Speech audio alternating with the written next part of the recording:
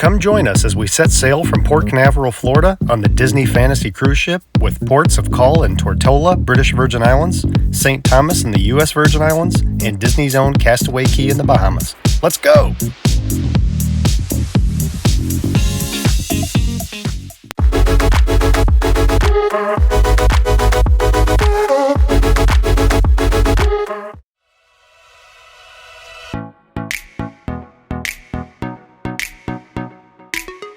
Grandma suggested that we try a Disney cruise, and who am I to argue with Grandma? This was our first big adventure with our newest family member, Ben, and all 4 of his grandparents. We chose a 7-night Eastern Caribbean itinerary sailing in late April of 2024. And true to anything Disney, the experience begins with waiting in a line. Our rooms were located on Deck 8 aft. Let's take a tour. This is a deluxe ocean view stateroom with veranda, and you can't beat the view. It's definitely cozy, as all staterooms are, especially with a pack and play and a car seat stroller taking up valuable real estate. But we found the storage to be more than adequate. We loved that the luggage fits under the bed, saving the valuable closet space.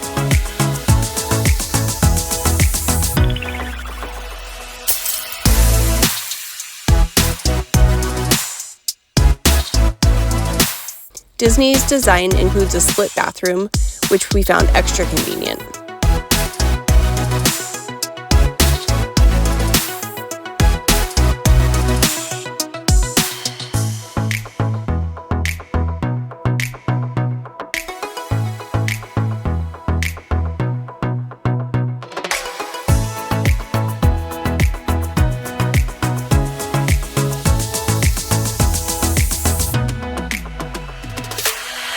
It features a small fridge if you want to bring your own beverages, and it has plenty of outlets.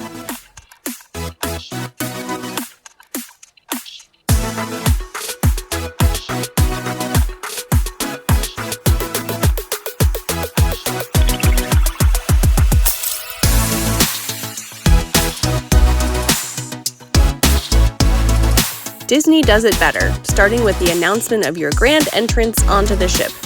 Characters are there to greet you, and the buffet is in full force. Directly after the mandatory muster drill, they host a sail-away party featuring the Fab Five, singing, dancing, and the unmistakable tune on the horn as we set sail. Let the endless amounts of soft serve commence.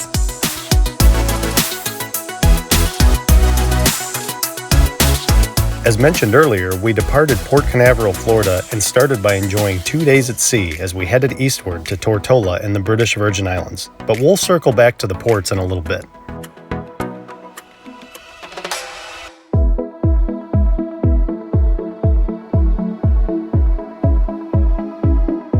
Rotational dining for sit-down dinner is located at 3 separate restaurants: Royal Court, Animator's Palette, and Enchanted Garden.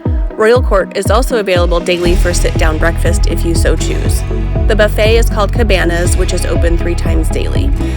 Although the staff make each meal entertaining, we found Animator's Palette especially fun as it included interaction with talking characters on the screens and an animated short film created by the guests.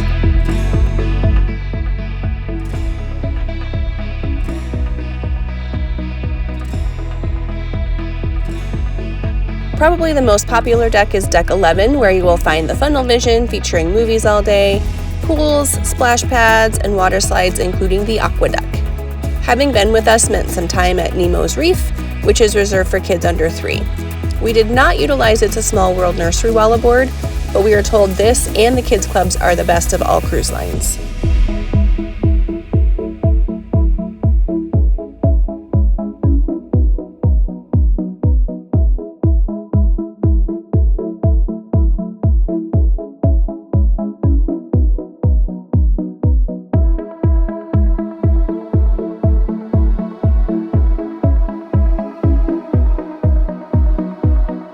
Deck 4 has an outdoor track that loops the entire ship, which is great for a walk or a jog to burn some of those extra calories.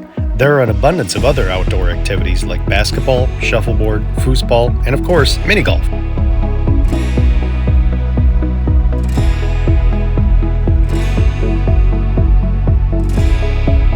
For those over 18, the Deck 13 forward section features the Currents Bar and the Satellite Sun Deck, which is for adults only and concierge guests.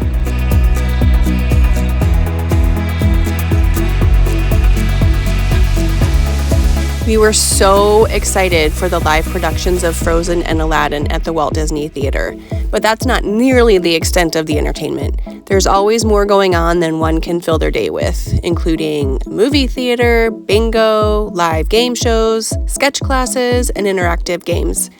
We enjoyed the Midship Detective Agency scavenger hunt, but we got the biggest kick out of stumbling upon the stateroom of Pepe the King Prawn, as he is our favorite Muppet. It goes without saying that seeing Ben meet the characters was what the Disney magic is made of.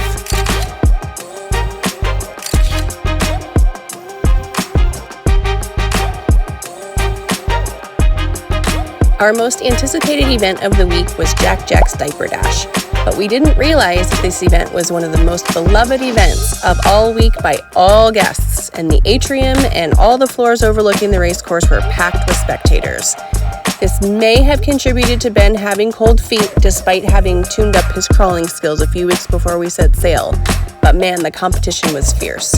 We gave him an A for effort, especially being held during nap time. Pirate Night ends with fireworks, which is yet another piece of the Disney magic.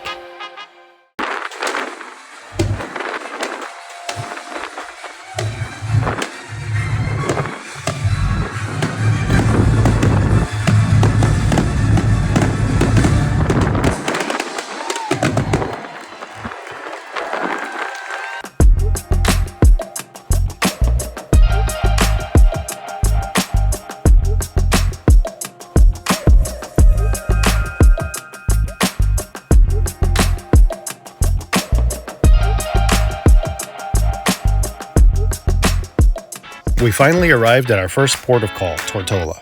We booked an excursion including a boat tour with a history of all the islands, which concluded with an open taxi ride back to the ship.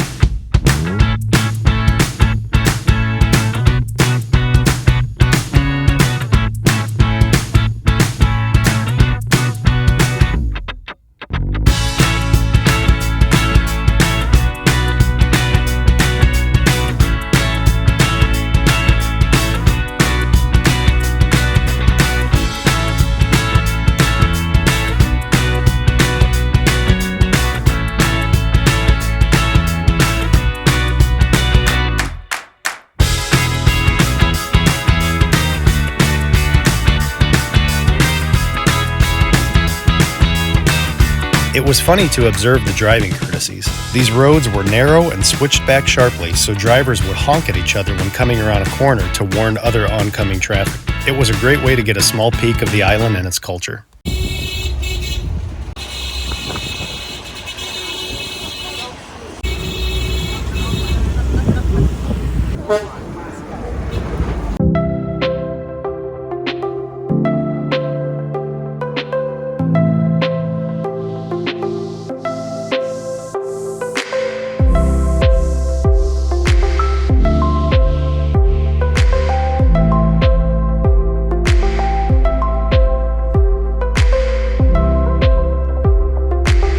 Our excursion lasted about 5 hours, and although we had a little time left before we needed to reboard, we were ready for lunch and a nap. The next morning, we arrived at St. Thomas in the U.S. Virgin Islands. We were grateful that we didn't book another excursion that we needed to be up early for, but we did venture over to the sky ride to Paradise Point. The views were definitely worth a short walk from the ship.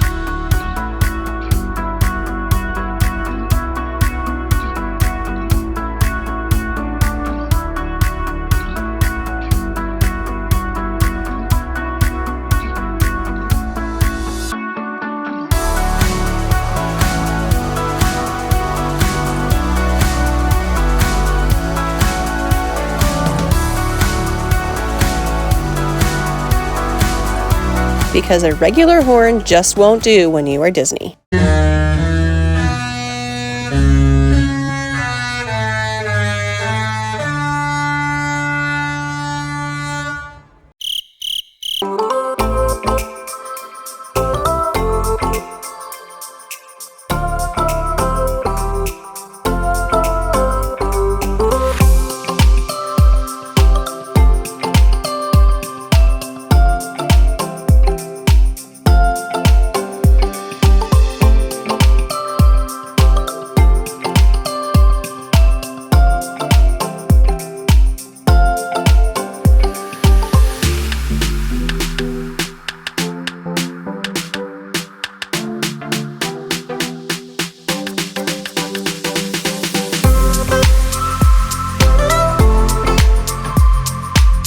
It was quite impressive watching the ship dock and watching the small army of cast members orchestrate getting the island ready for the day.